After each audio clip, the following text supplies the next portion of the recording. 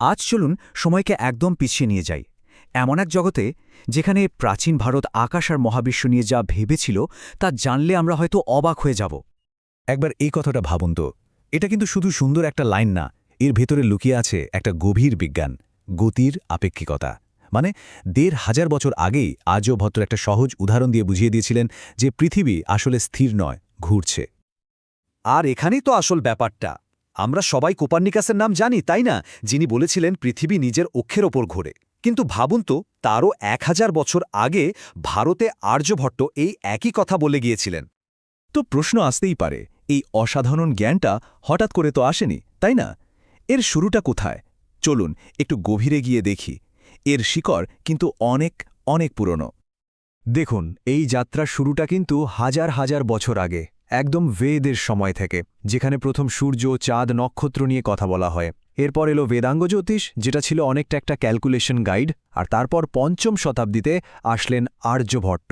আর বলা যায় একটা স্বর্ণযুগ শুরু হলো। এই ধারাটাকে পরে ব্রহ্মগুপ্তের মতো বিজ্ঞানীরা আরও অনেক দূর এগিয়ে নিয়ে গিয়েছিলেন। আচ্ছা, এবার তাহলে কথা বলা যাক সেই সব অসাধারণ মানুষদের নিয়ে, সেই সব জিনিয়াসদের নিয়ে, যারা এই পুরো বিপ্লবটার পেছনে ছিলেন।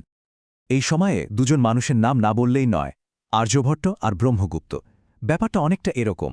আর্যভট্ট দিলেন রেভলিউশনারি আইডিয়াগুলো, যেমন পৃথিবী ঘুরছে বা সৌরজগতের একটা মডেল।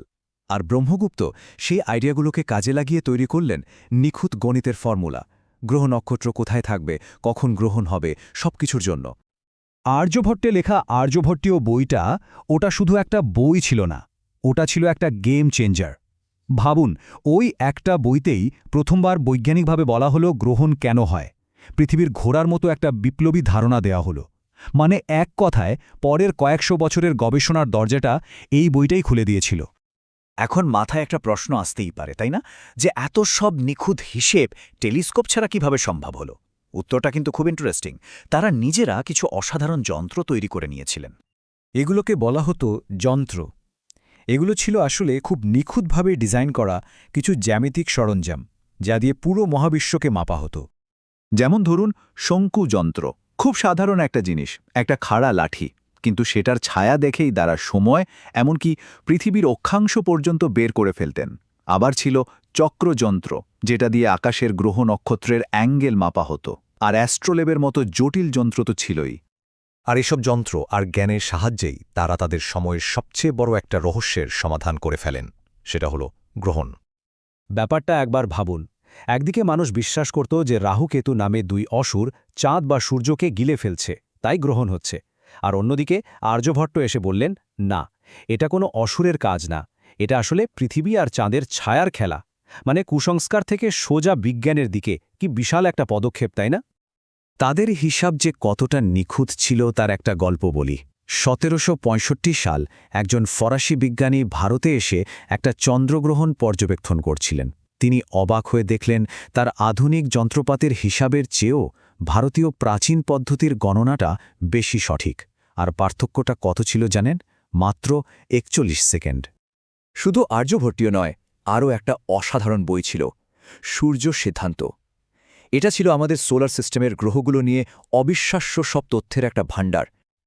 আর এই টেবিলটা দেখুন, কি অবিশ্বাস্য!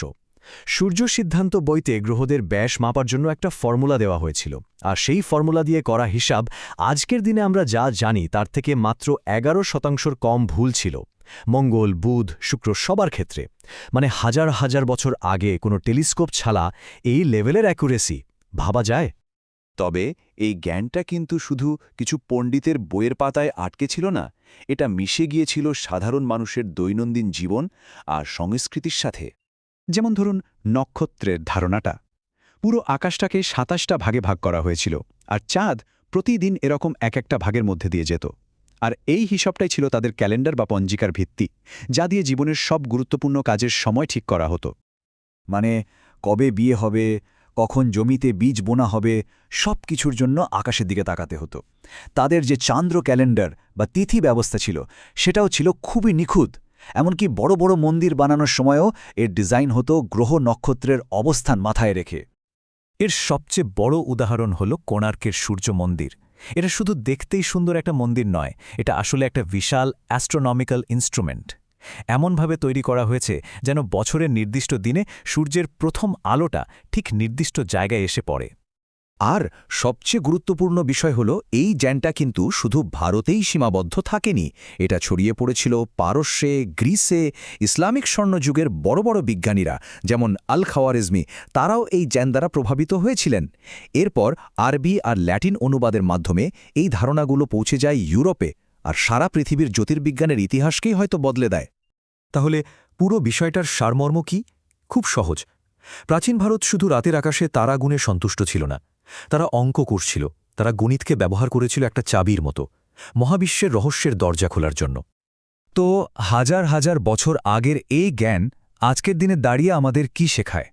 হয়তো এটাই শেখায় যে মানুষের কৌতূহল আর যুক্তি দিয়ে চিন্তা করার ক্ষমতা কতটা শক্তিশালী হতে পারে। এটা আমাদের মনে করিয়ে দেয় যে মহাবিশ্বকে বোঝার চেষ্টাটা কোনো নির্দিষ্ট দেশ বা সময়ের নয়, এটা আসলে আমাদের সবার।